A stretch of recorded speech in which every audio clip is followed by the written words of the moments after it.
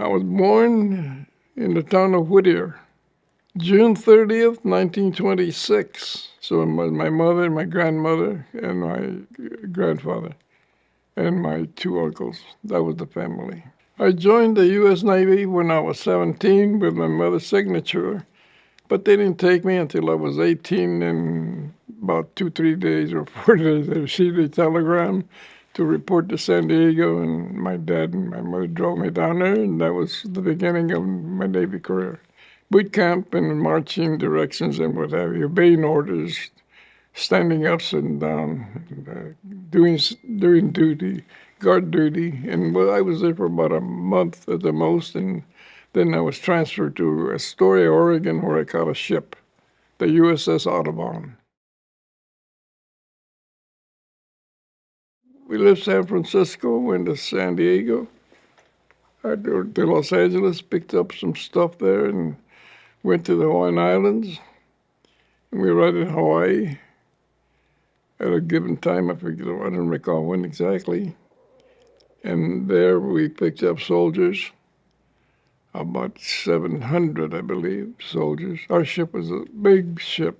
They called it an attack transport ship. The attack being that we had boats there that we loaded up with manpower, with soldiers, and like myself, I used to steer one of those boats, and we'd take them to the landing area ashore, loaded with equipment, soldiers. And from there on, we eventually went to the invasion of Okinawa. I was steering our ship with all the men there to get to Okinawa. That was part of my transportation. And once we got to Okinawa, then my responsibility was to get on a boat with about 7 men and drive from my ship to a location, and we circle. Other boats like mine were there, about 10 of them, 12 maybe. And then the word was given, and we'd go to shore and drive the boat to the shore, press a button, the door opened, and men just flew out of there. And then we'd back up and come back to the ship and get a few more that were left. And then do the same thing again, go in a circle on the sea with other groups, so we weren't crashes to each other, so we've been delegated to go to shore. And so I made a second trip with a few more men. On the way to the invasion of Okinawa, there were probably about 700 soldiers. They were going to be the ones to get off the ship, and I took about 20 of them. I got to know them real well. Between the time we left the Hawaiian Islands to the invasion, we talked and all that. And, I knew him pretty good, and I got to know him well. And later on, I found out that 2 of them were killed in the landing. One was a guy that used a machine gun, and the other guy used to talk to me about how wonderful it was that he had a battery magnet, and so on and so on. We left after a couple of days, to my recollection, and went from Okinawa, went to an island. An island that was held by the Japanese, but then we took it over, apparently. Well, we went there to recover because we were hit by bullets from an airplane.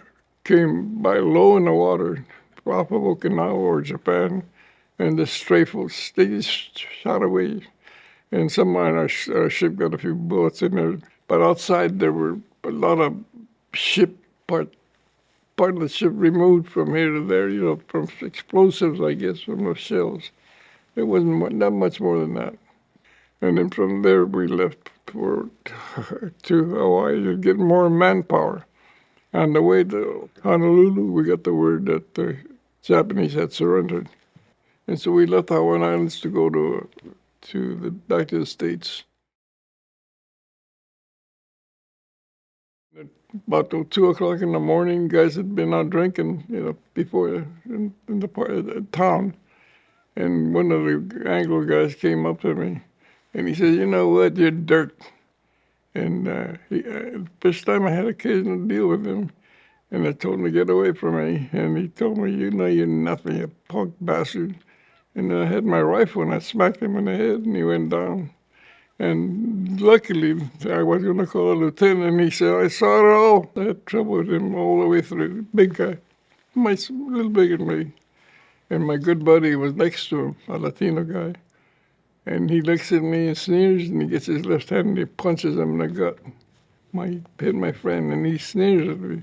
Same guy that was earlier. And so I got mad as hell. I got underneath the table and I grabbed him by the legs, and he was shuffling back and forth. And I dropped him down, and I dragged him out and I hit him in the face, and then he grabbed me out. And well, we had a captain's mast, and that was my experience, ugly experience aboard that ship, because everybody else was nice, great. Just this God guy. So there's a merchant marine ship that challenged us to a fight, like boxing. They were organized. We didn't have any boxing or anything. If we boxed or anything, it was me and my buddy Theodosio. He had to have some. He had gloves, and we used to. Nobody else did that. Mm-hmm. Just him and I used to box and just fool around. Their group, they invited us. Yeah, they had a ring when we went from our ship to their ship, and they had a ring ready to go. I was telling my friend, my second, this is like going to the Olympic Auditorium. The tailor-made box, they've been doing that for a long time. Who in the hell am I going to box? So I volunteered to fight against the other ship. So I got in the ring. When we got there, the referee took all the heavyweights for us, our team over there. He came and got each of us when our turn came up. So when my turn came up, John Diodosio, a buddy of mine, he was my training guy. We used to box all the time before all this happened. We used to fool around. So we both went up, and then I got into the ring, and he was outside the ring, and he was looking my way. And their side applauded, yay! And I said, "Hey, John, any of those guys up there, the guy I'm going to fight, is he black?" And my friend told me, "You stupid, no Navy, Army, Marines don't hire blacks." It was I asked him several questions, so I remember that. So I wasn't going to fight a black guy. I turned around eventually, and the referee came for me, and then, of course, the white guy, just no difference. We arrived at the Philippines and got aboard for food products and all that. And the war was still going on somewhere. I don't remember where. And we left stuff there and what have you. And then I was on my way back to the ship after helping. Well, we were there for a couple of days, in fact. They had nightclubs going on at the same time there in the Philippines, North Philippines. And so I had the duty of like a policeman, you know. I had straps on and all that. And I was coming around, and I was getting ready to finish my duty.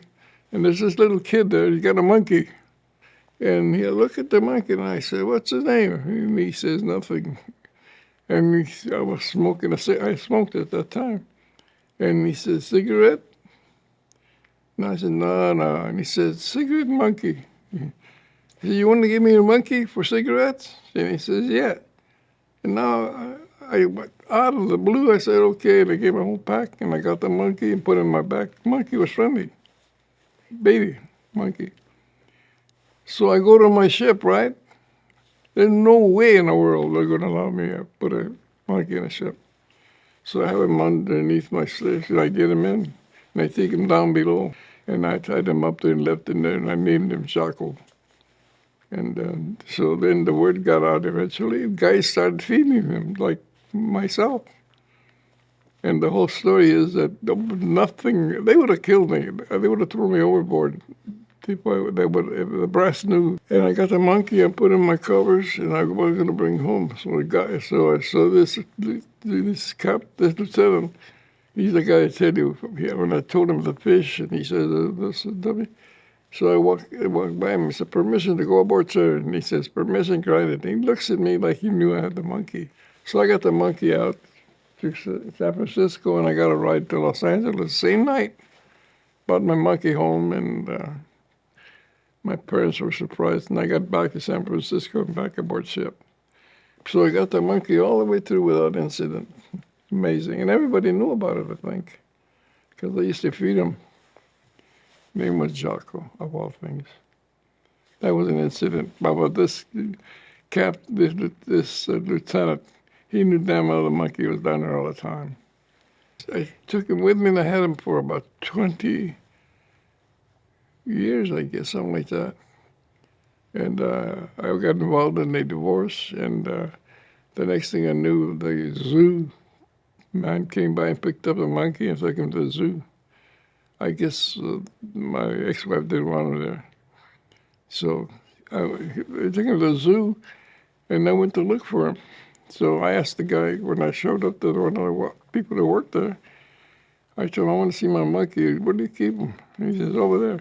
And there's a cage, huge cage with about 100 monkeys in there. It seemed to me at least 50.